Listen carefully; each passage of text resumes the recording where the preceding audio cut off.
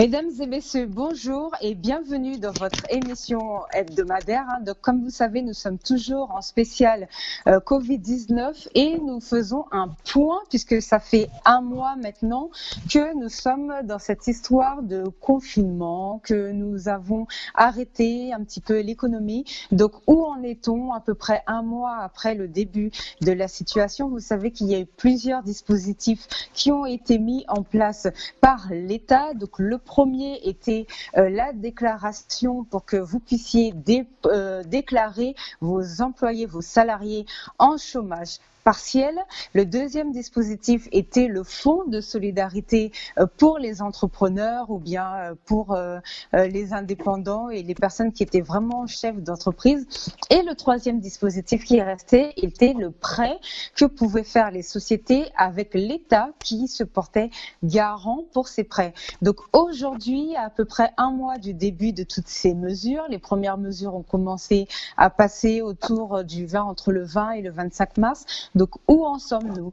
Aujourd'hui, ce matin, nous avons eu le ministère du Travail qui nous a donné les chiffres officiels, puisque ça fait à peu près une semaine qu'on les cherche partout et qu'on entend beaucoup de chiffres lancés à droite, à gauche, on ne sait pas trop où on en est. Donc, l'État nous a donné les chiffres officiels du nombre d'entreprises qui sont référencées chez eux par rapport à cette histoire de dispositif sur l'activité partielle. Donc, à ce jour, les derniers chiffres là, lorsque je parle, ce sont les chiffres au jour du 16 avril 2020. Donc, les derniers chiffres de l'activité partielle en Outre-mer sont pour la Guadeloupe de 3 623 entreprises pour 43 1012 salariés. Donc, nous avons en Guadeloupe 6 323 entreprises pour 43 012 salariés qui bénéficient de cette prime, enfin de cette activité partielle en Outre-mer.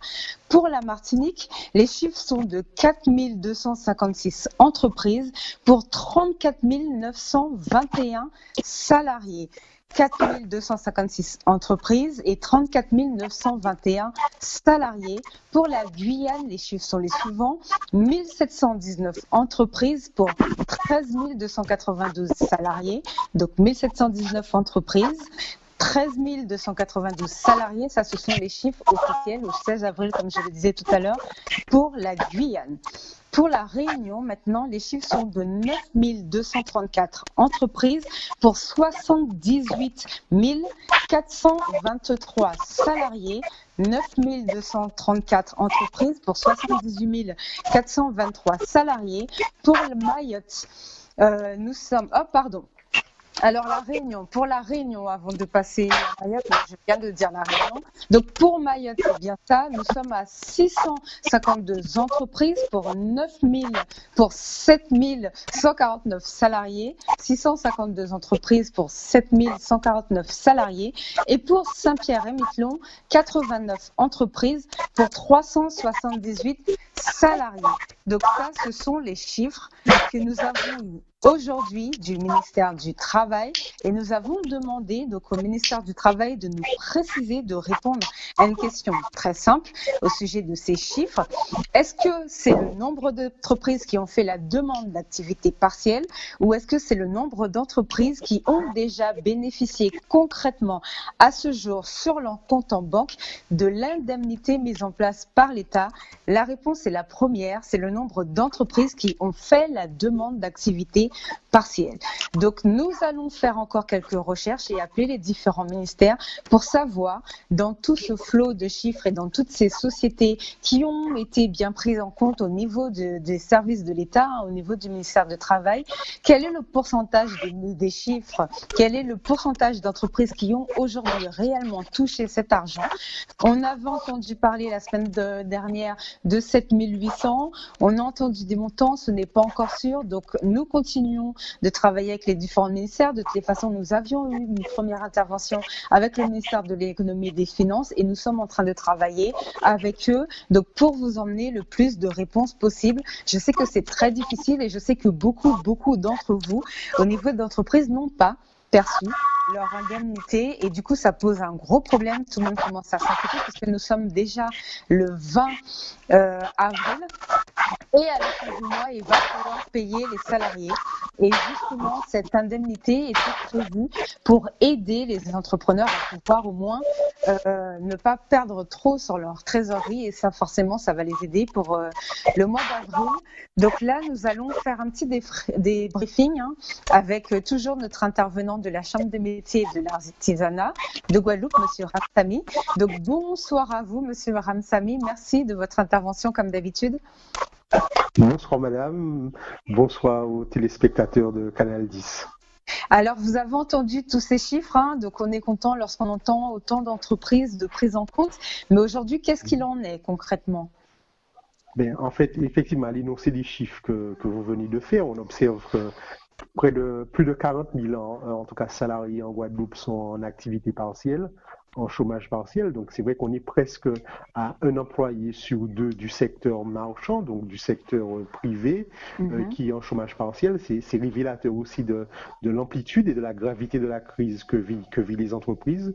Donc effectivement, on peut dire que dans un contexte pareil, cette mesure, ce dispositif de chômage partiel est un dispositif qui appuie ou en tout cas qui accompagne les entreprises dans cette difficulté et elle est bienvenue.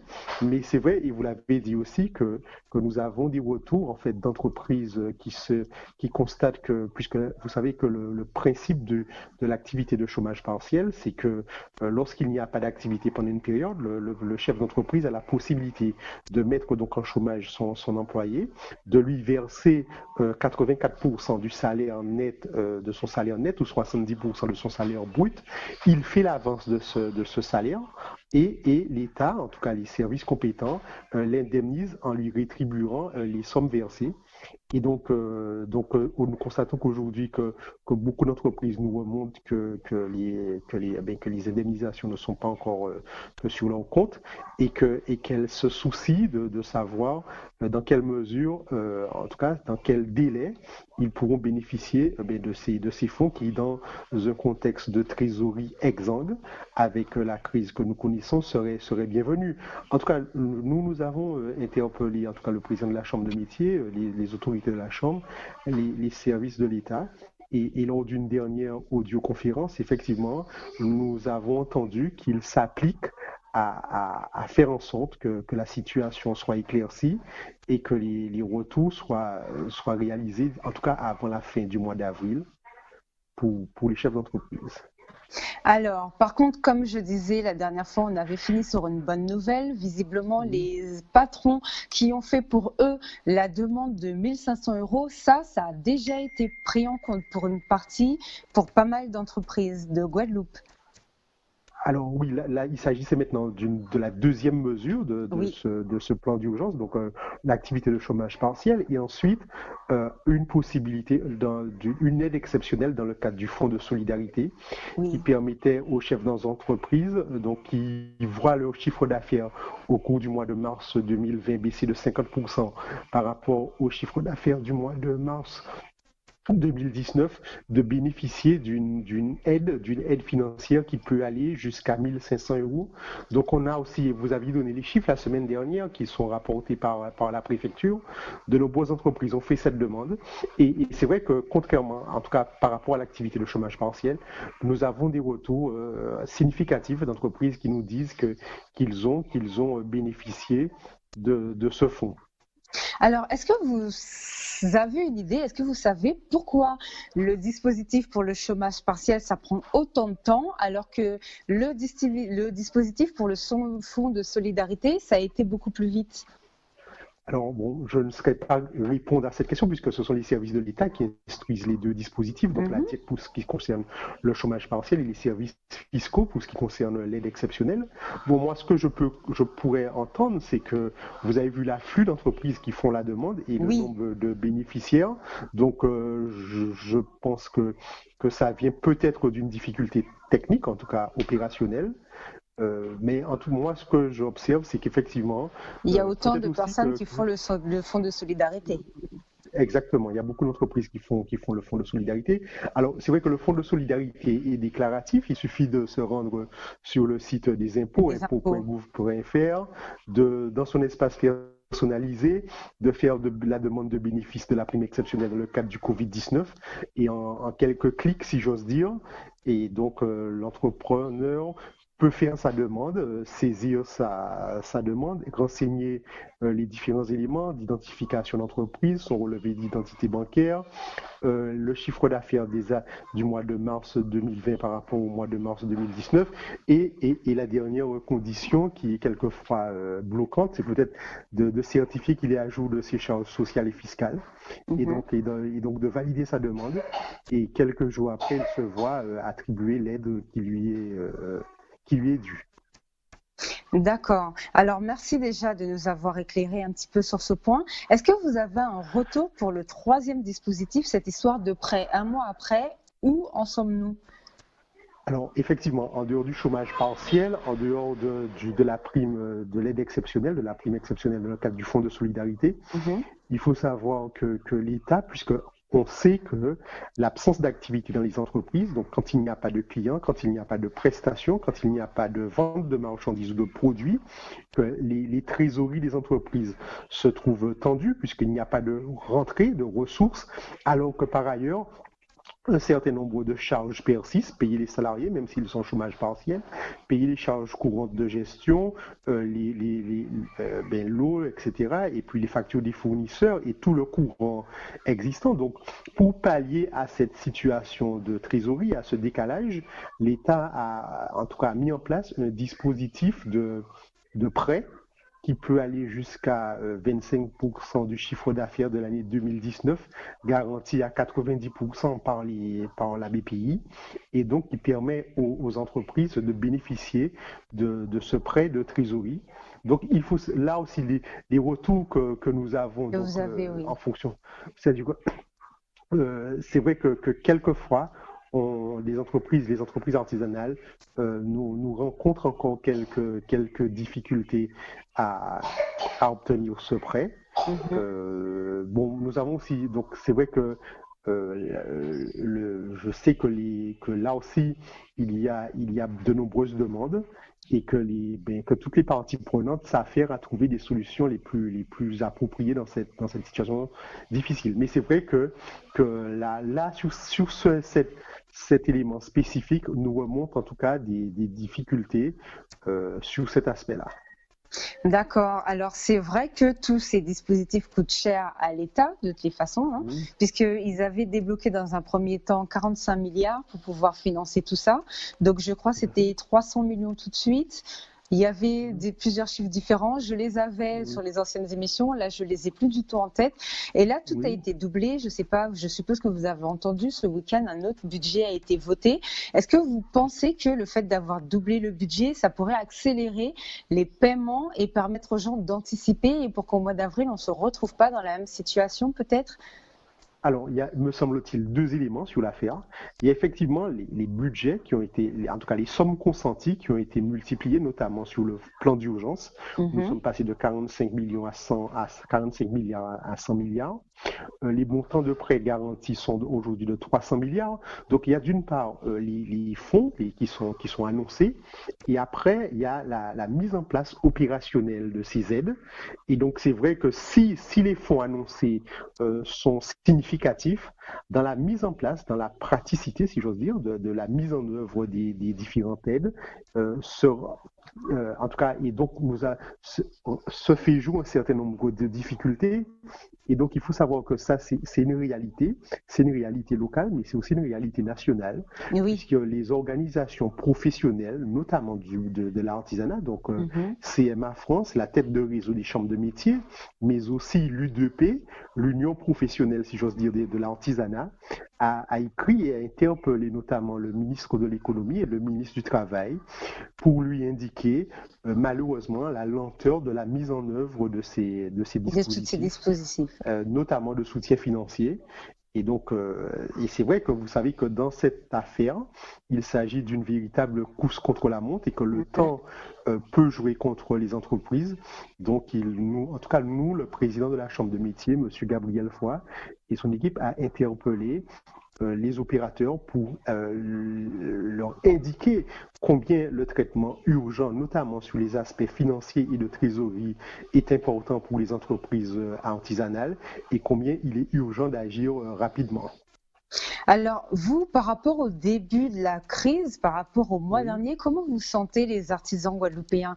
Est-ce qu'ils sont maintenant ils sont blasés? Est-ce qu'ils sont rassurés? Est-ce qu'ils sont déjà vus que de toute façon ça n'arrive pas? On connaît déjà, on ne va pas trop compter sur l'État.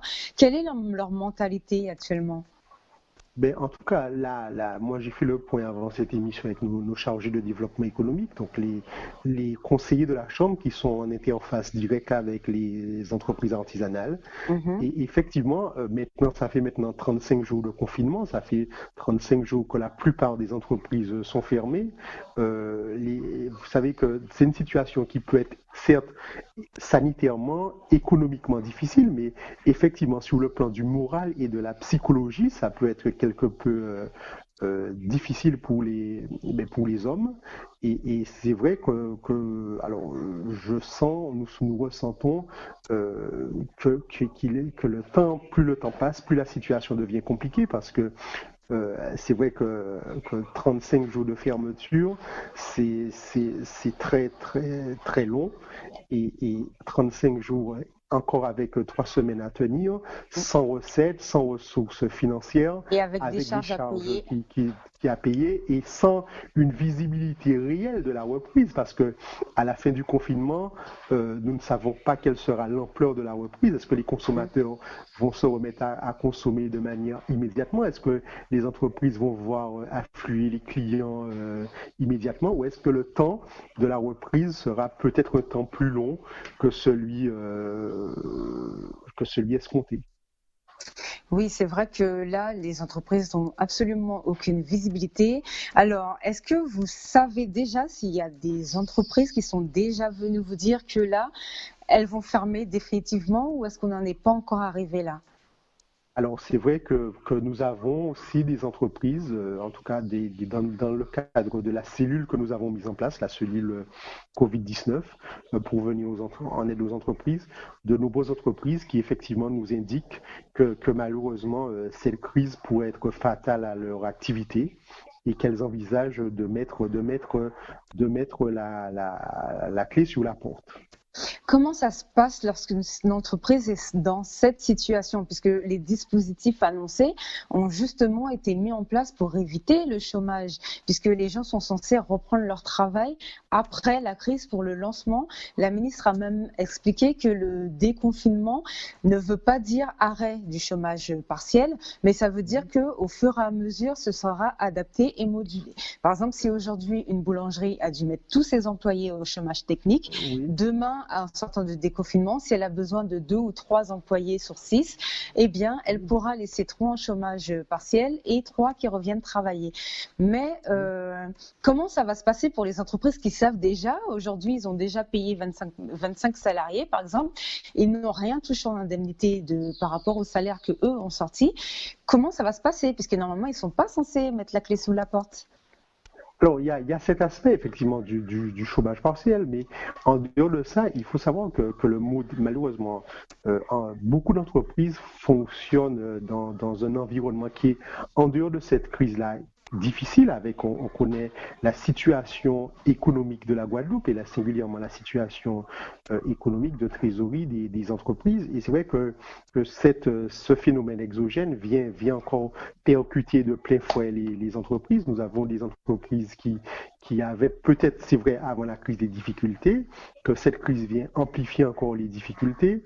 Et donc, et malheureusement, il faut savoir que lorsque sur un modèle économique, vous perdez 2 mois d'activité, activité, Oui. c'est Et toute autant votre de mois clientèle. exactement qu'on ne retrouvera pas. Nous avons par exemple nos coiffeurs, lorsque ils ont perdu les coupes de mars, d'avril, etc. Il faut savoir que même si l'activité reprend, effectivement, sur l'année 2020, nos entreprises ne retrouveront pas leur chiffre d'affaires habituel. Et d'ailleurs, à l'échelle nationale, on s'attend à une récession je crois, 9% du PIB. Mhm, Donc mhm. c'est aussi révélateur de l'amplitude de la crise que nous vivons actuellement. Et est-ce que ça peut nous donner une idée pour après ou c'est encore trop tôt? Une idée en termes de projection. Alors, c'est vrai Oui. qu'aujourd'hui, les éléments qui nous remontent, ce sont des avis des chefs d'entreprise. Mhm. Nous sommes en train de modéliser, si j'ose dire un peu tout ça, mais aujourd'hui, je ne peux pas vous faire, en tout cas, vous donner de prévisions à 3 mois, 4 mois de ce que sera l'activité économique. En tout cas, il y a Normal. des services autrement plus compétents que nous pour le faire. Je pense au service de l'État, à l'INSEE. Et donc, je leur laisse cette tâche-là. Mais ce que moi je peux dire, c'est vrai qu'il faut, et c'est ce que nous disent les entreprises, ce sont ce que nous disent les organisations professionnelles de l'artisanat, il faut s'attendre à une reprise qui sera difficile. D'accord.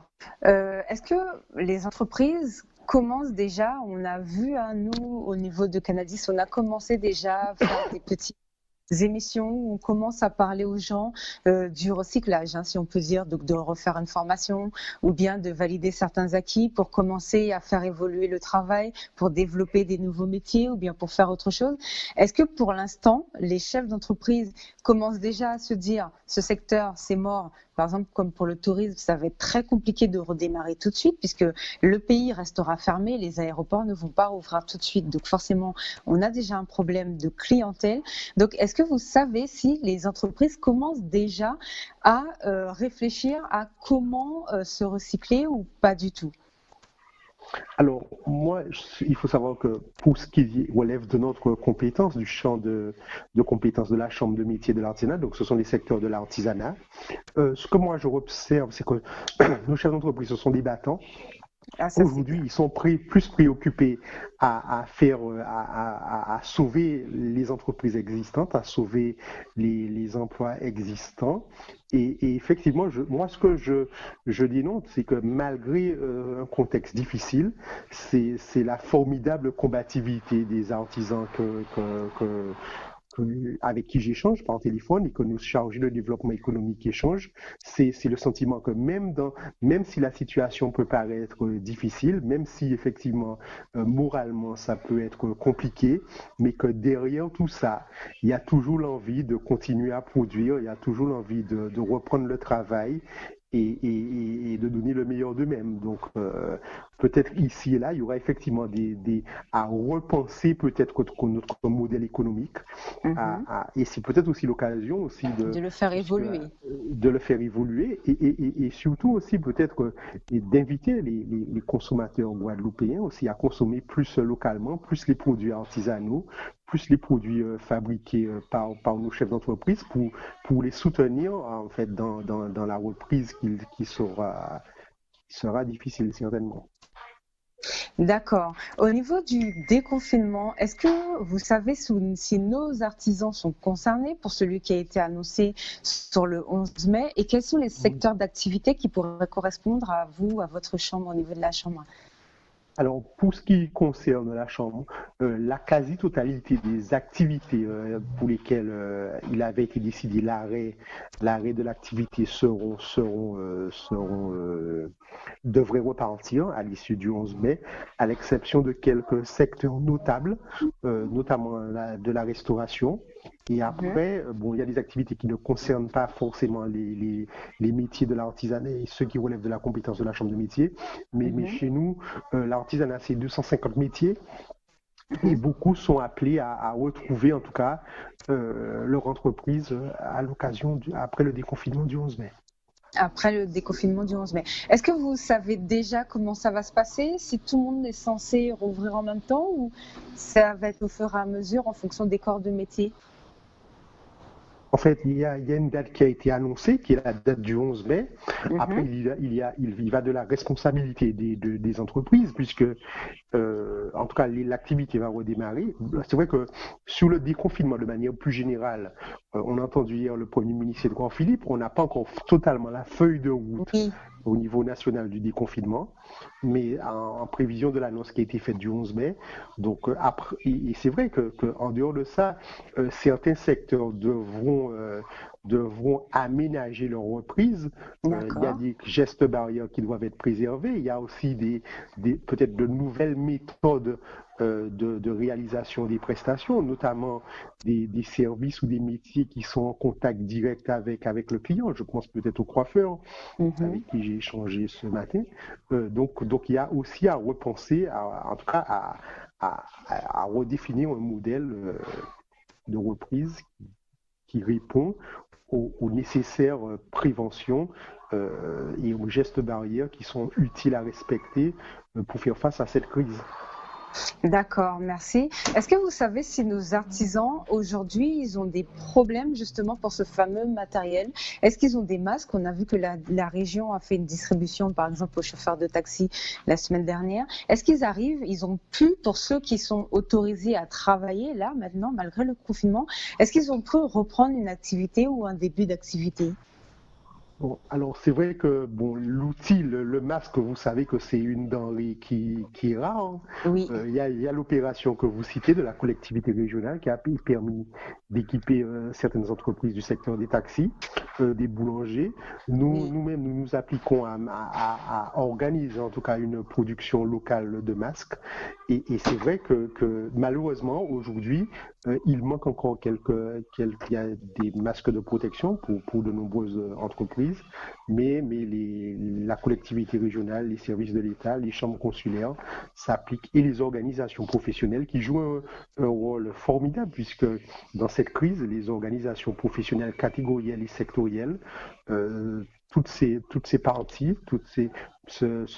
s'activent en tout cas à organiser cette reprise, puisque la reprise devra se faire aussi avec nécessairement les outils de protection qui permettront certes la protection des clients, mais Mhm. aussi la protection des entreprises et des chefs d'entreprise et de leurs salariés. D'accord. Alors, est-ce que vous savez si les entreprises qui n'ont pas pu travailler, non pas parce qu'elles n'avaient pas le droit d'ouvrir, hein, mais parce qu'elles n'avaient pas ce fameux matériel, si je prends par exemple l'état des taxis, ou bien comme vous disiez tout à l'heure, vous parliez des coiffeurs, mais les coiffeurs n'étaient pas autorisés. Donc, on va rester peut-être sur les taxis qui, eux, avaient la possibilité de travailler. Mais ils n'avaient pas de masque, ils n'avaient pas forcément les solutions hydroalcooliques puisque c'était réservé en priorité aux hôpitaux. Est-ce que vous savez s'ils vont quand même pouvoir bénéficier des dispositifs dont on parlait tout à l'heure en fonction de la perte de leur chiffre d'affaires? Et est-ce que, si oui, est-ce que ça a déjà bien été pris en compte, sachant qu'ils devaient continuer à travailler, puisque la ministre du Travail avait dit qu'il y avait à avoir des contrôles et que les entrepreneurs ne pouvaient pas, entre guillemets, tricher pour se mettre sur le compte de l'État en pensant que l'État allait tout payer. Oui, en fait, il faut savoir que le dispositif, notamment les dispositifs de l'État que vous avez signalés, chômage partiel, prêt garanti BPI et fonds de solidarité, sont ouvertes à toutes les entreprises et non pas seulement à celles qui sont fermées ou qui sont sans activité, puisque le critère déterminant pour bénéficier notamment de l'aide sur la prime de solidarité dans le cadre du fonds de solidarité, c'est que le chiffre d'affaires du mois de Yes, référence est baissé de d'accord. 50% par rapport au mois de référence précédent. Donc là, l'ensemble des entreprises, qu'elles travaillent ou pas, dès lors que leur chiffre d'affaires diminue de 50%, sont éligibles à cette aide. Et après, effectivement, les prêts garantis par l'État sont aussi ces entreprises, vous parliez tout à l'heure du secteur du taxi ou des autres entreprises qui travaillent ou qui travaillent très peu ou avec difficulté peuvent en bénéficier, de même que l'activité de chômage partiel. D'accord. Est-ce que vous avez des choses que vous voulez nous faire passer? Est-ce qu'il y a des points qui vous ont marqué pendant ce mois, pour ce premier mois passé, des choses que vous allez tout le temps vous souvenir, hein, parce que là, ça fait quelques semaines maintenant qu'on a des rendez-vous hebdomadaires pour pouvoir faire un point et pour pouvoir répondre à certaines questions des artisans. Qu'est-ce qui vous a marqué, vous, pour ce premier mois? Moi, alors, qu'est-ce qui m'a marqué? Bon, c'est vrai que, comme je vous dis, c'est que ce qui quand même marqué, c'est que malgré la situation difficile, c'est Les l'esprit de artisans. combativité et battant des entreprises artisanales. Donc, je crois que c'est à souligner et si je retiens quelque chose, c'est peut-être celui-là. Et en tout cas, en cet instant, c'est ce sentiment-là qui me vient. D'accord. Autre question, du coup, qu'on voulait vous demander pour les artisans. Est-ce que, alors, je sais même plus, j'ai même perdu. J'ai perdu ma question. Alors, attendez, bougez pas. Je crois que ça concernait pour les matières premières. Oui. Donc, pour les artisans qui sont censés reprendre le 11, est-ce qu'il y a, ou pour l'instant, on sait, on a déjà dit, hein, qu'on n'a pas encore tous les éléments pour le dispositif, mais normalement, l'État va bien prendre en compte que toute la chaîne logistique peut être assurée techniquement sur le terrain pour que tout le monde puisse reprendre son travail. L'un ne va pas pénaliser l'autre. Oui, alors c'est vrai c'est organisé et c'est de la compétence D'accord. des services de l'État notamment. Et aujourd'hui, ne nous revient pas de problèmes bloquants d'approvisionnement au niveau des Des entreprises matières premières ou artisanales. des Les matières. matières premières, aujourd'hui, nous ne savons pas quand sera-t-il le 11 mai, mais nos entreprises, notamment dans le bâtiment, arrivent à se fournir en matériaux. C'est vrai au début, on a eu quelques remontées, mais en tout cas, à l'instant où je vous parle, les choses semblent s'être améliorées grandement. D'accord. Alors, et autre question aussi, autre chose que les gens nous ont fait remonter comme information. Et là, je suis revenue sur le chiffre et j'ai encore perdu ma question. Donc, je vous ai posé, parce que je pensais au secteur du bâtiment pour la poursuite de la chaîne logistique. Oui, donc pour les gens, ah, j'ai perdu ma question. Je ne sais plus du tout ce que je voulais demander du coup, puisque je suis dans un flot de questions. Donc, on a parlé des gens pour le bâtiment, pour la chaîne logistique. Et alors là, désolé, hein, ce sont les aléas du direct. Et comme vous nous Oui, posez beaucoup de questions, donc moi j'essaye de noter. Des fois, c'est pas forcément évident d'avoir tous les éléments parce qu'après chaque correspondant, moi je dois faire oui, un tri sur chaque question. Mais il y tout à avait fait.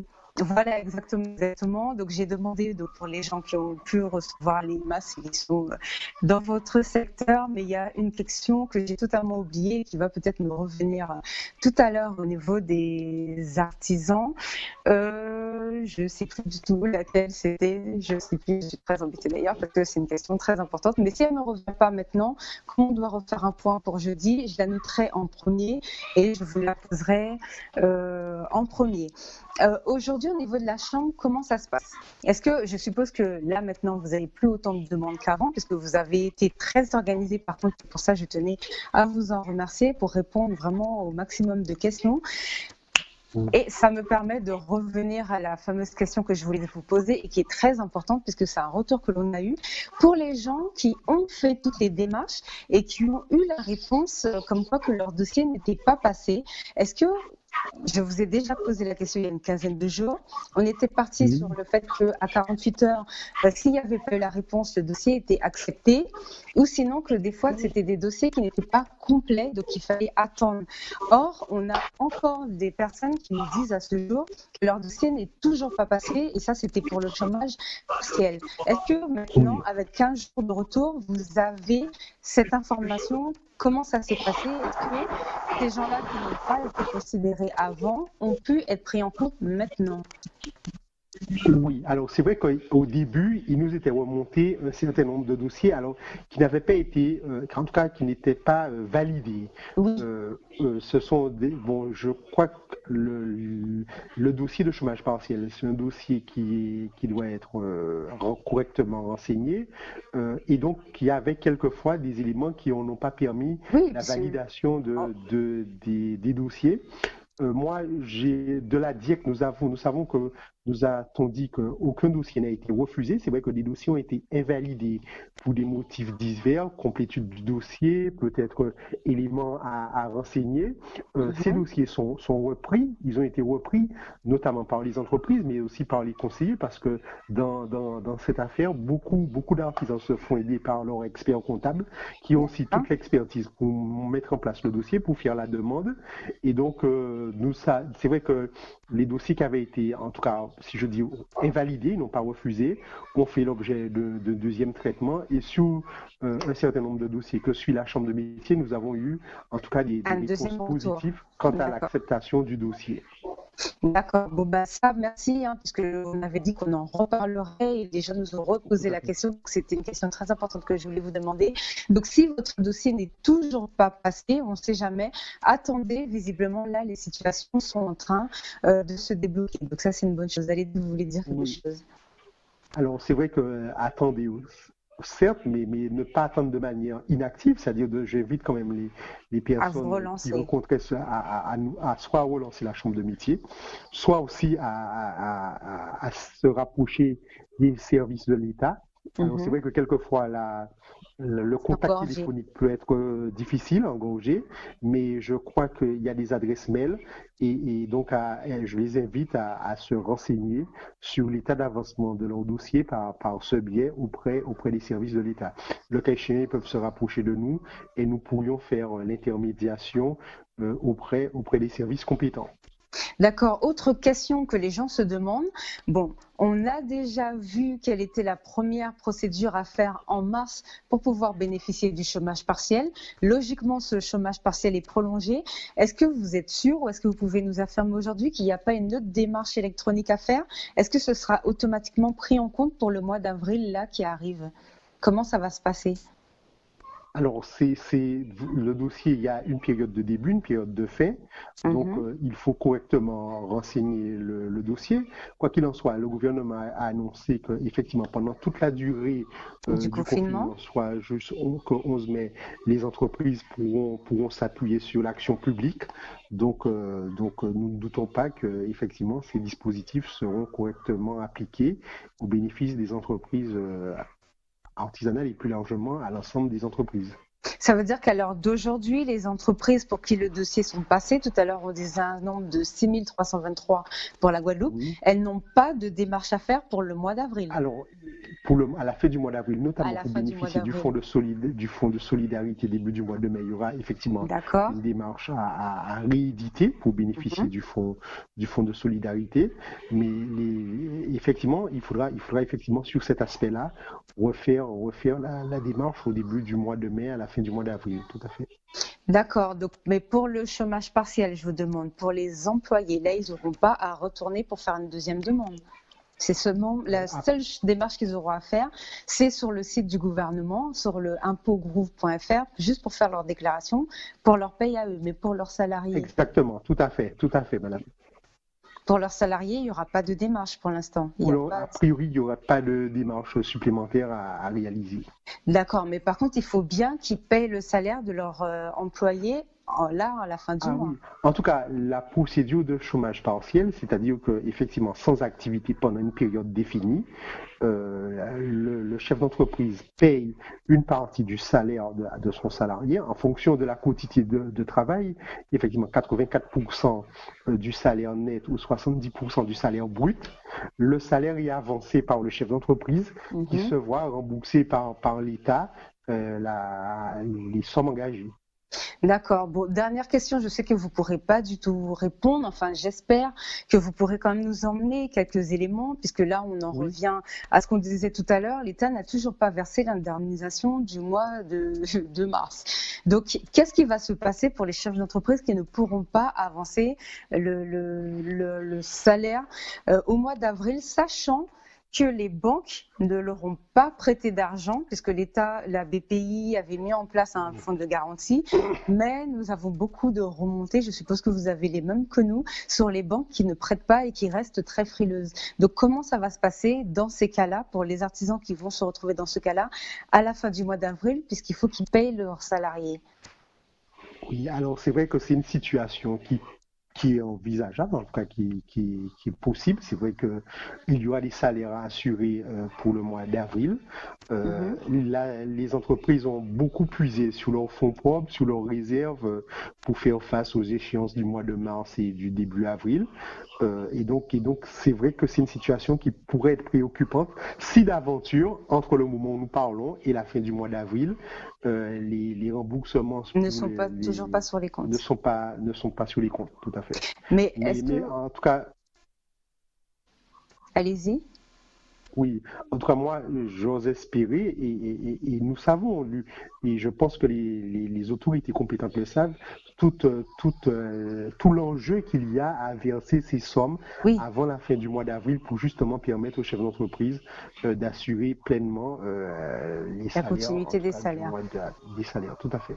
Mais est-ce que, alors je sais, bon, c'est peut-être compliqué, mais cette question-là, je la reposerai au service de l'État, puisqu'on est en train de travailler, on avait reçu le ministère des Finances justement, donc on leur demandera pourquoi l'argent n'est pas encore sur le compte. C'est peut-être pour ça qu'on les a pas encore déjà eus, puisque la première fois ils étaient beaucoup plus rapides à intervenir tout de suite. Est-ce que les entreprises qui seront concrètement en difficulté, qui ne pourront pas sortir d'argent, est-ce que vous savez si elles vont pas être... La question qui se pose, c'est est-ce qu'ils ne seront pas pénalisés? Est-ce qu'ils n'auront pas une pénalisation? Est-ce que l'État va comprendre qu'ils n'ont pas pu payer tout de suite leurs salariés? Alors là, cette question, j'avoue que vous l'avez dit en préambule, j'ai peut-être pas la réponse sur cette question. C'est vrai alors est-ce que, en tout cas, oui, si la situation perdure, si les remboursements ne sont pas effectués, il y aura des difficultés pour certains chefs d'entreprise à faire en tout cas, à verser les rémunérations attendues par les salariés, même au titre du chômage partiel, pour la fin du mois d'avril. Mais donc après, il y a aussi, je pense que, en tout cas, il y a peut-être aussi une discussion à mener avec les salariés. Mais moi, ce que nous restons en tout cas sur cet objectif que c'est fixé. Que l'État verse avant qu'elle devait verser en 12 jours. Ça, c'est un chiffre que je n'oublie pas. Tout à fait, peut-être, tout à fait. C'est un chiffre facile à retenir. Nous restons optimistes sur l'argent que l'État devait verser en 12 jours pour pouvoir rembourser les entreprises qui doivent sortir là, dans moins de 10 jours, la trésorerie pour pouvoir payer leurs employés. En tout cas, je vous remercie pour ce point. Je poserai cette question justement au ministère en espérant avoir une réponse concrète, puisque c'est bien de doubler. Je pense qu'ils sont... Oui, en tout cas, ce sont les personnes et les autorités compétentes qui pourraient vous répondre sur cette question-là. Oui, parce que c'est bien de doubler les montants, mais encore faut-il les verser. Donc, au moins commencer à verser ces premiers montants-là, ça pourrait beaucoup aider nos entreprises et maintenir les salaires quand même. Là, on parle quand même pour la Guadeloupe de 43 012 personnes. Donc, c'est vrai que c'est pas négligeable. En tout cas, je vous remercie pour votre intervention. D'accord. Merci, madame. De rien, bonne journée, bon courage à vous et merci de toujours répondre à nos questions au niveau de la Chambre des métiers. Nous savons que vous suivez de très près l'artisanat en Guadeloupe. C'est super ce que vous faites, de très bon travail et merci à vous pour l'émission d'aujourd'hui. Quant à vous, on se retrouve jeudi avec d'autres questions-réponses, toujours normalement avec la Chambre des métiers, mais on verra puisque nous avons eu aussi la BPI ce matin au niveau des banques pour voir un petit peu ce qui se passe et pourquoi il est si difficile pour nos entreprises aujourd'hui d'accéder à ces fameux prêts que l'État a pourtant mis en place avec des garanties pour que les entreprises puissent être aidées au niveau de leur trésorerie. À jeudi, bon courage à tous, restez chez vous, ne sortez pas pour rien si vous n'avez pas la nécessité et encore une fois, si vous voulez faire des courses, privilégiez les agriculteurs, la page Facebook localité au lieu d'aller dans les grands centres commerciaux où il y a 50 000 personnes et où nous sommes tous les uns sur les autres. J'en profite pour dire au passage qu'il y a eu un drive de fruits et légumes du côté de Port-Louis au Petit Canal. Je ne sais plus, regardez sur les réseaux sociaux, vous allez voir cette information. De toute façon, je la mettrai dans les commentaires.